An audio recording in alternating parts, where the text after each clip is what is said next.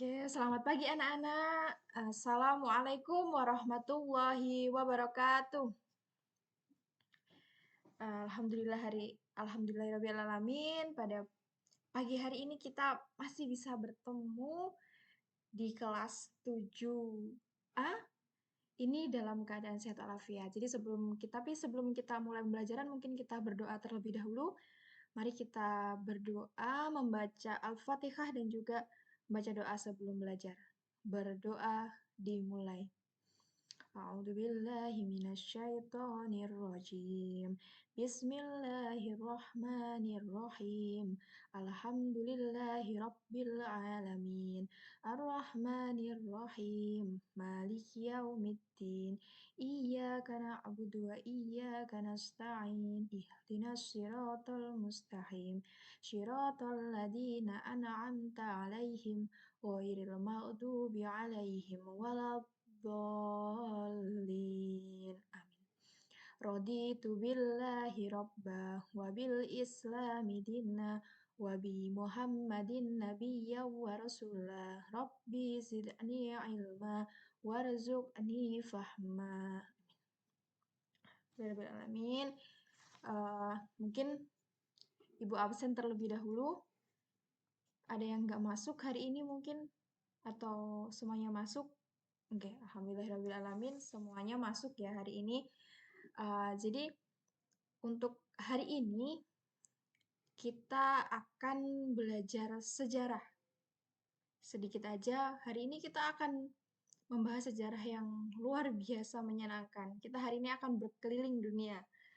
Kalau misalkan, jadi biasanya kita cuma di rumah masing-masing ya. Hari ini kita akan menuju ke salah satu benua di mana tempat peradaban Islam dulu itu berkembang luar biasa pesat.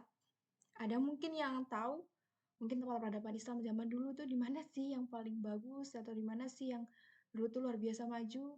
Kotanya di mana ya gitu. Ada yang tahu mungkin mungkin ada yang memikir, oh di Arab Saudi mungkin, atau mungkin di Mesir, atau mungkin di mana. Tapi hari ini kita akan masuk ke salah satu kota yang bernama Damaskus. Ada yang pernah dengar mungkin tentang kota bernama Damaskus? Atau malah baru pertama kali dengar? Atau mungkin ada di game pernah dengar ada Damaskus di mana ya? Kayaknya pernah dengar sih. Nah, hari ini kita akan menuju ke sana, Damaskus, tentang peradaban Bani Umayyah. Jadi bisa mungkin dibuka bukunya halaman 98. Kita akan membahas tentang Damaskus, pusat peradaban Timur Islam pada tahun 661 sampai 750 Masehi. Mungkin kalian kalau misalkan dengar tentang sejarah, aduh nggak asik nih kita, pasti nanti banyak cerita mendengarkan ceramah lagi nanti Ibu gitu. Tapi hari ini yang bakalan banyak belajar kan di kalian. Ibu hari ini cuma akan mengantarkan sedikit aja. Nanti kalian yang mengeksplor sendiri tentang dunia. Di mana sih Damaskus ini gitu. Nah, hari ini sudah dibuka bukunya, sudah ketemu ya. Nah, di sini kalian bisa lihat tentang Damaskus. Mungkin fotonya. Dan di sini nanti kita akan belajar yang pertama tentang sejarah berdirinya Bani Umayyah di Damaskus. Dan juga lagi kita akan membahas tentang peradaban Islam pada Bani Umayyah di Damaskus. Dan selanjutnya kita akan membahas tentang nilai Islami dari peradaban Islam pada masa Bani Umayyah di Damaskus.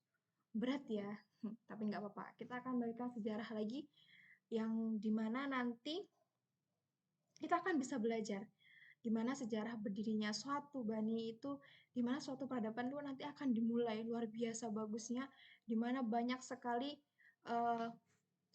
kemajuan di dalam suatu negeri itu karena peradabannya yang luar biasa, mulai dari bidang pemerintahan, mulai dari bidang hukum, sosial, ekonomi, keagamaan, pendidikan, semuanya itu pada saat itu lagi masa berkembang dan luar biasanya.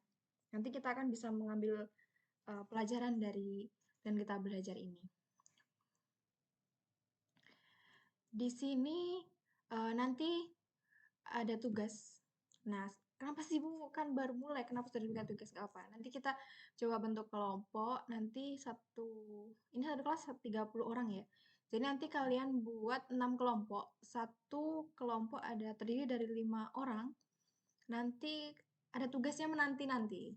Masih nanti Ibu jelaskan sedikit dulu, tapi kita buat kelompok terlebih dahulu. Nanti duduknya langsung dekat-dekatan biar nanti kita enak kalau misalkan diskusi. Bisa dimulai dari sekarang, yang menentukan kelompoknya bukan Ibu ya, tapi kalian sendiri nanti kelompoknya penting 5 orang, 5 orang. Mungkin langsung aja dari bangku-bangkunya ini langsung dimasukkan aja langsung ke sini, satu orang ke sana, jadi mungkin bentuk 6 kelompok. Ya, dipersilahkan. Nanti dengarkan baik-baik nanti tugas kelompoknya, nanti Ibu kasih tahu nanti kalau sudah di tengah pelajaran. Yang penting dengarkan dulu nanti materi yang Ibu sampaikan. Enggak susah kok tugasnya. Atau nggak mau tugas kelompok? Tugas mandiri juga nggak apa-apa. Tugas mandiri aja Bu, nggak mau kelompokan gitu. Nggak masalah. Bisa dibuat. Tapi nggak apa, kita buat kelompok aja ya. Oke.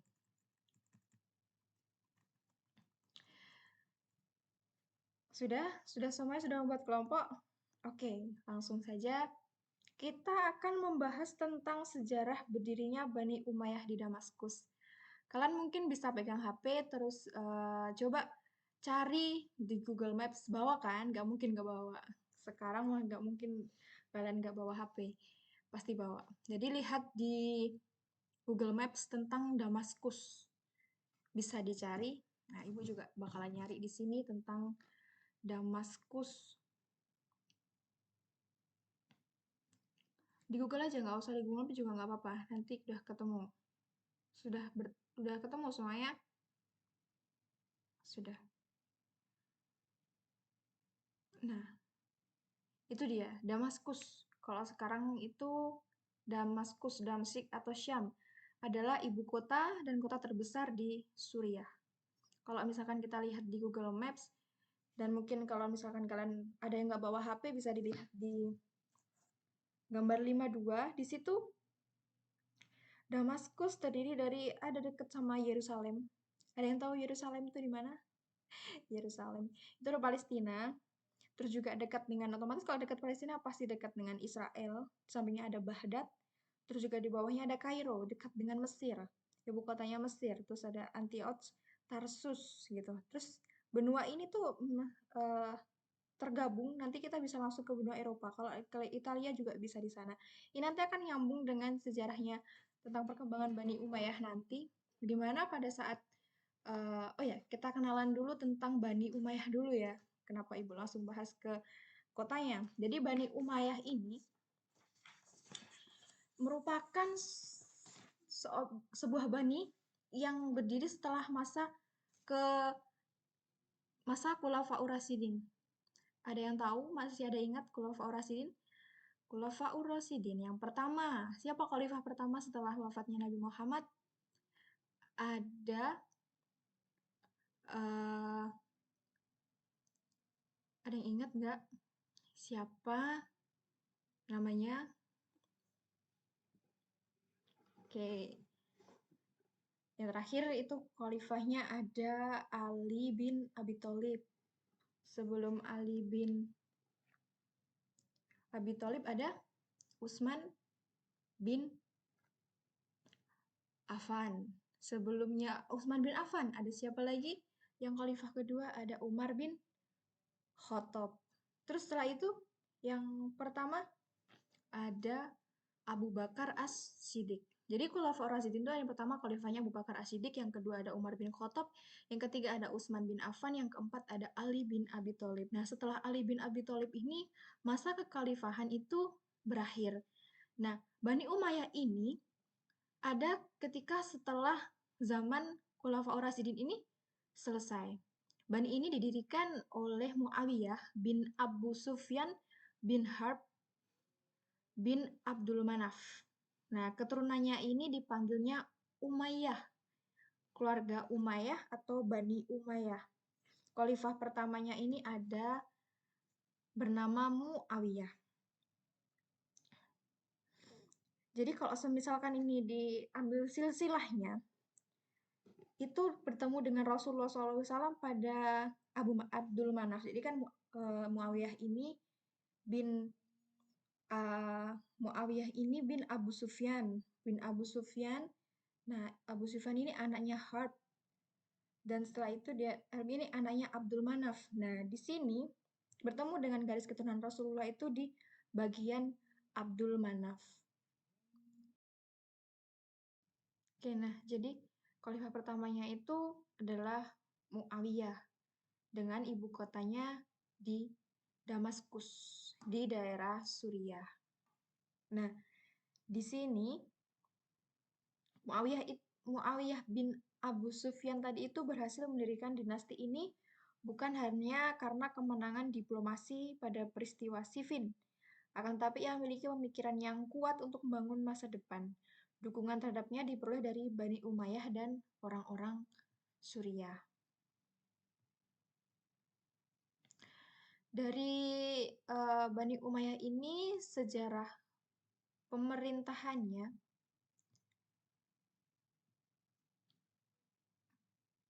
pada saat masa Muawiyah bin Abu Sufyan ini suksesi kekuasaan bersifat monarki atau secara turun-menurun mulai diperkenalkan, di mana ketika dia mewajibkan seluruh rakyatnya untuk menyatakan setia terhadap anaknya, yaitu Yazid bin Muawiyah pada 679 Masehi.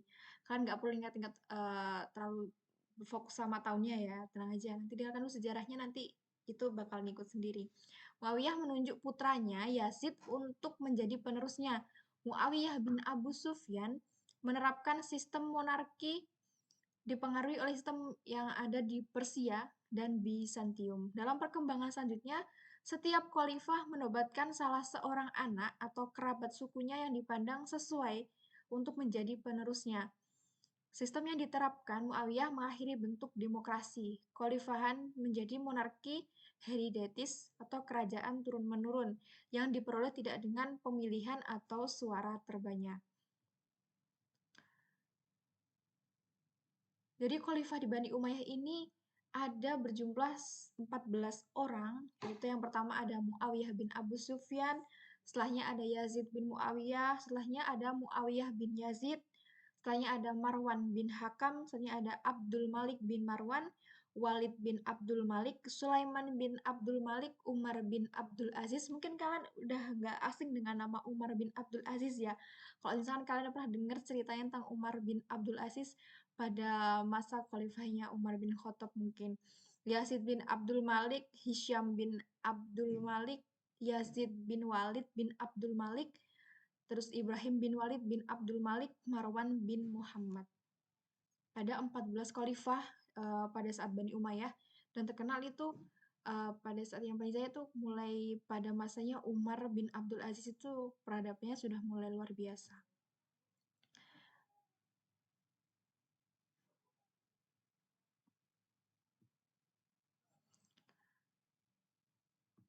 Selanjutnya kita akan bahas tentang kepemimpinan Khalifah Umar bin Abdul Aziz tadi. Khalifah keberapa Umar bin Abdul Aziz? Beliau merupakan kekhalifahan di Bani Umayyah ke-8.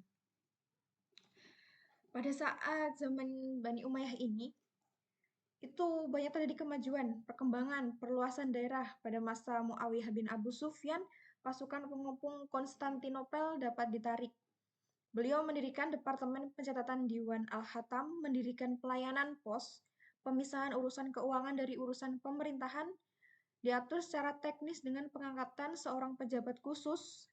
Nah, penambahan wilayah kekuasaan diperluas pada masa pemerintahan Walid bin Abdul Malik.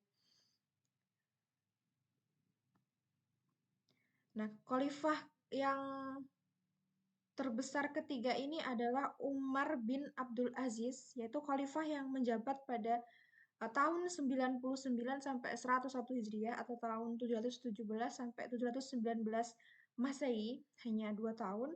Tapi ia terkenal dengan ketakwaan dan keadilannya. Di Madinah, ia menghabiskan waktu untuk belajar ilmu agama, khususnya bidang hadis.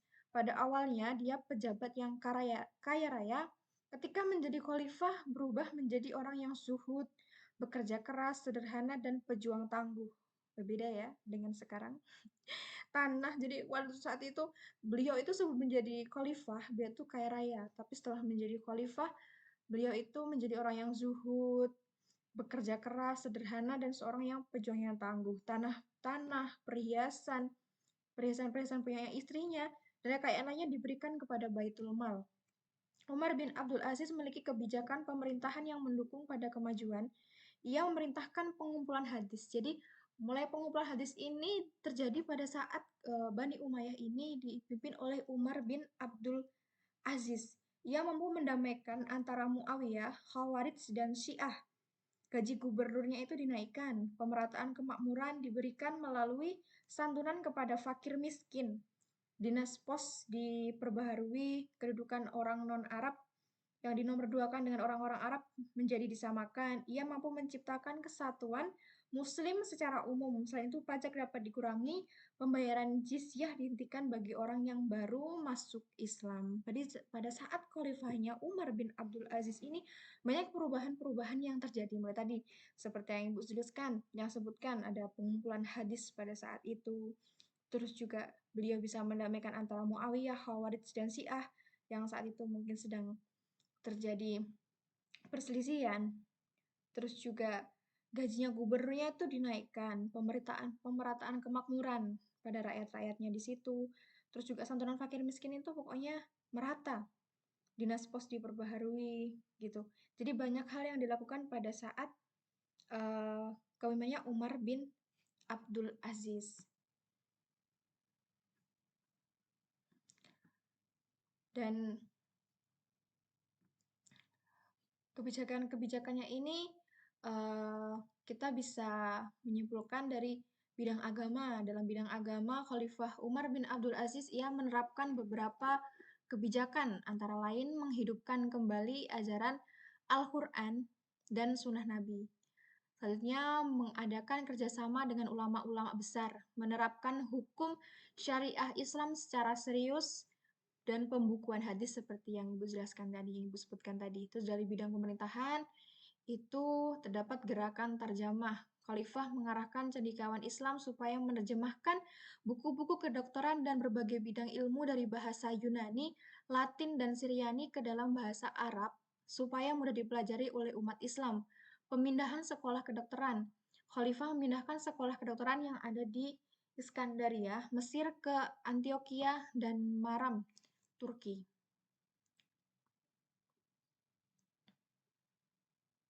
Terus dari bidang sosial politik itu yang pertama menerapkan politik yang adil, yang kedua membentuk tim monitor, yang ketiga memecat pejabat yang tidak kompeten, yang keempat meniadakan pengawal pribadi, kelima menghapus kelas-kelas sosial antara Muslim Arab dan Muslim non-Arab, yang terakhir menghidupkan kerukunan dan toleransi beragama. Di bidang ekonomi, Umar bin Abdul Aziz menerapkan kebijakan antara lain yang pertama mengurangi beban pajak, yang kedua membuat aturan mengenal timbangan dan takaran, yang ketiga menghapus sistem kerja paksa, yang keempat memperbaiki tanah pertanian, irigasi, pengairan sumur-sumur, dan pembangunan jalan raya. Yang kelima menyantuni fakir miskin dan anak yatim, yang keenam mengambil kembali harta-harta yang disalahgunakan oleh keluarga khalifah dan mengembalikannya ke Baitul Mal. Yang terakhir itu menitik beratkan pada pelayanan terhadap rakyat miskin. Pada saat kepemimpinannya di Bani Umayyah ini, peradaban ilmu pengetahuan itu menjadi sangat luar biasa. Yang kita mengenal banyak sekali kan. Sebenarnya ulama-ulama Islam atau mungkin ilmuwan-ilmuwan Islam yang sebenarnya itu banyak, tapi kita nggak pernah mengenali. Padahal banyak sekali buku-buku yang dibuat oleh para cendekiawan-cendekiawan Islam. Nah, jadi dari penjelasan Ibu tadi, kita mengenal tentang Bani Umayyah, di mana Islam itu merupakan sebuah bani yang didirikan oleh siapa? Oleh Muawiyah bin Abu Sufyan. Nah, keturunannya ini dipanggil dengan Umayyah atau keluarga Umayyah yang disebut dengan Bani Umayyah. Khalifah pertamanya itu adalah Muawiyah dan ibu kotanya terdapat di Damaskus. Nah, kalian bisa lihat juga di dalam buku itu kan ada banyak sekali materi. Di situ disebutkan tentang kemajuan peradaban Islam pada masa Bani Umayyah di Damaskus. Ada dari segi pemerintahan sendiri, terus juga dari segi hukum, segi sosial, segi ekonomi, keagamaan, dan juga bagi dalam pendidikan. Nah, tadi seperti yang dijelaskan tadi, pada saat Bani Umayyah itu pendidikan sangat maju pesat karena ada pengumpulan hadis, terus juga ada penerjemahan-perjemahan buku-buku asing ke bahasa Arab agar lebih mudah dipahami oleh ilmuwan-ilmuwan Islam untuk mereka untuk mengerti gitu, untuk para siswa-siswa dari Muslim mengerti, oh ini ya ternyata ilmu yang kita nggak miliki, terus akhirnya dapat dari terjemahan-terjemahan buku yang dimiliki. Dan seperti itu, makanya kita juga sebagai seorang siswa atau seorang murid, kita juga harus intinya memiliki sikap rasa haus akan ilmu pengetahuan gitu. Jadi gak terbatas cuma dari buku-buku yang mungkin didapatkan dari uh, sekolah, tapi juga bisa lihat dari buku-buku yang lain. Dan juga kalau misalkan pun sekarang sudah ada internet, sebenarnya lebih gampang untuk mencari, tapi jangan terlalu bergantung sama internet ya. Kalau misalkan pun juga ada tugas gitu. Kalau orang zaman dulu kan harus menerjemahkan, mereka membaca, mereka memahami. Misalkan sekarang kayak sudah terlalu bergantung sama Google, dikurang-kurangin gitu. Mungkin bisa baca-baca buku lagi. Mungkin sih memang melelahkan membaca buku. Tapi mungkin dari pelajaran hari ini bisa didapatkan beberapa ilmu yang mungkin kalian nggak dapatkan kalau misalkan dengan membaca. Di sini ada pengumpulan hadis, terus juga ilmuwan yang pertama kali menerjemahkan buku-buku berbahasa. Jadi tentang astrologi, kimia, kedokteran, itu adalah Khalid. Abdullah bin Abbas dan muridnya yang bernama Atta bin Robah adalah orang pertama yang mendalami ilmu fikih. Zaid bin Sabit adalah sahabat Nabi di Madinah yang menjadi sekretaris Nabi dalam menuliskan wahyu. Hasan al-Basri, Ibnu Syihab, Al-Zuhri, dan Abdullah bin Mas'ud. Abdullah bin Mas'ud, kalian pasti pernah dengar ya? Atau belum? Adalah tokoh otoritatif dalam bidang hadis. Adapun ahli hadis dari Kufah adalah Amir bin Syarahil al-Syabi. Al-Ahtal dikenal sebagai seorang penyair istana pada masa Abdul al-Malik. Penyair favorit pada masa Umar bin Abdul Aziz adalah Jarir dan Al-Farazdak. Jamil terkenal dengan lirik cinta dan Umar bin Abu Rabi'ah dikenal sebagai seorang penyair tentang cinta. Jadi pada saat itu sudah banyak perubahan-perubahan dari segi keilmuan. Nah, dari pelajaran hari ini, tadi kan sudah bentuk kelompok. Kalian coba diskusikan dengan kelompok kalian tentang perkembangan ilmu agama pada masa Bani Umayyah. Itu dilengkapi dengan nama tokohnya. Kalian dapat cari di buku ataupun sumber lainnya. Terus nanti kalian tulis di situ, kalian buat kelompok, terus bisa dari ilmu hadis di sini kalian bisa buat bagan atau seperti apa, kalian tulis di situ. Cari sebanyak-banyaknya, pokoknya di situ nanti dikumpulkan ke ibu. Tugasnya bisa dimulai dari sekarang untuk sedikit aja nanti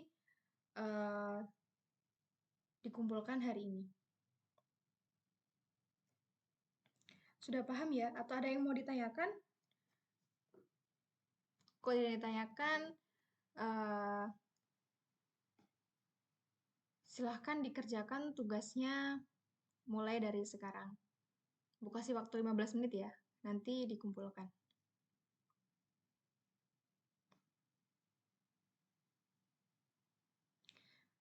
Oke, sudah 15 menit bisa dikumpulkan. Kesini semuanya perwakilan kelompok maju ke depan. Selesai nggak selesai dikumpulkan pokoknya. Dikumpulkan hari ini, nggak boleh dibawa pulang.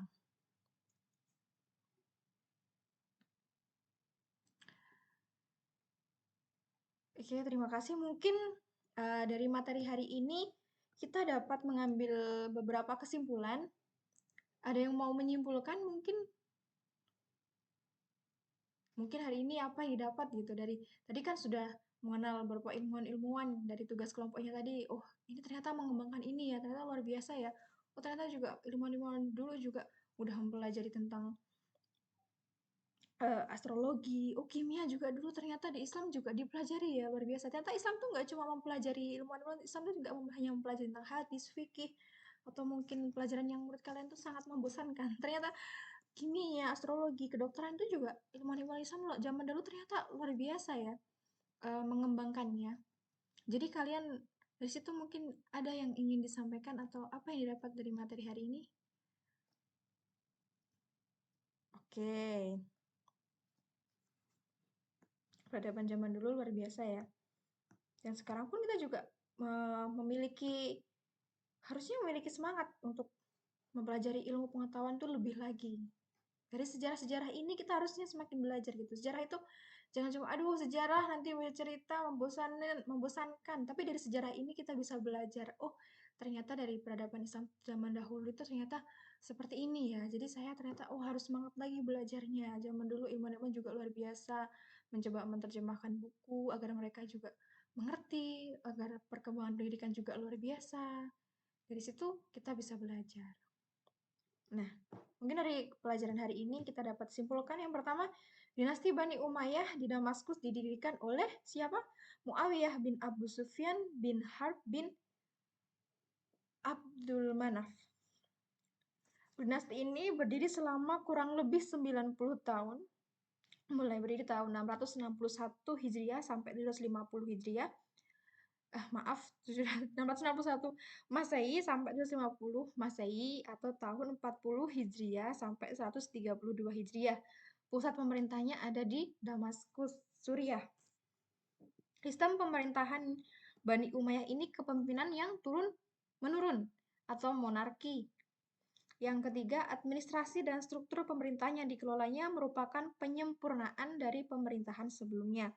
Bani Umayyah di Damaskus memiliki wilayah yang sangat luas. Pelaksanaan pemerintahan dibantu oleh para gubernur dan dibentuknya beberapa departemen. Yang kelima, hubungan antara bangsa-bangsa Arab Muslim dengan negeri-negeri taklukan mulai dibuka, terutama dengan Persia, Mesir, dan Eropa. Yang keenam, tata kelola yang dikembangkan oleh dinasti Umayyah diantaranya adalah pemerintahan, hukum, sosial, ekonomi, keagamaan, dan pendidikan. Yang ketujuh, pada masa Bani Umayyah, ilmu kimia dan pengobatan menjadi disiplin ilmu yang pertama kali dikembangkan dan diikuti dengan ilmu pengetahuan lainnya. Kalian nanti bisa baca cerita inspirasiku di halaman 113. Nah, nanti kalian baca, tuliskan hikmahnya, kalian kerjakan sendiri ya, nanti itu menjadi PR. Nanti saat pertemuan selanjutnya dikumpulkan pada saat pertemuan selanjutnya. Sudah paham ya? Oke. Nah, mungkin untuk pembelajaran hari ini kita selesaikan. Terima kasih atas antusiasnya dan juga mudah-mudahan kita semua selalu diberikan kesehatan, bisa berjumpa lagi minggu depan saat pelajaran agama lagi. Dan kalau misalkan kalian ada, Bu, pelajarannya bosan, pengen yang lain gitu, nanti bisa bicara sama saya. Nanti kita coba cari gimana cara belajarnya biar lebih menyenangkan. Mungkin itu saja. Kita tutup pelajaran hari ini dengan bacaan hamdalah bersama-sama. Alhamdulillahirabbil alamin. Subhanakallahumma wa bihamdika asyhadu an la ilaha illa anta astaghfiruka wa atubu ilaik. Ya, akhirul kalam. Assalamualaikum warahmatullahi wabarakatuh.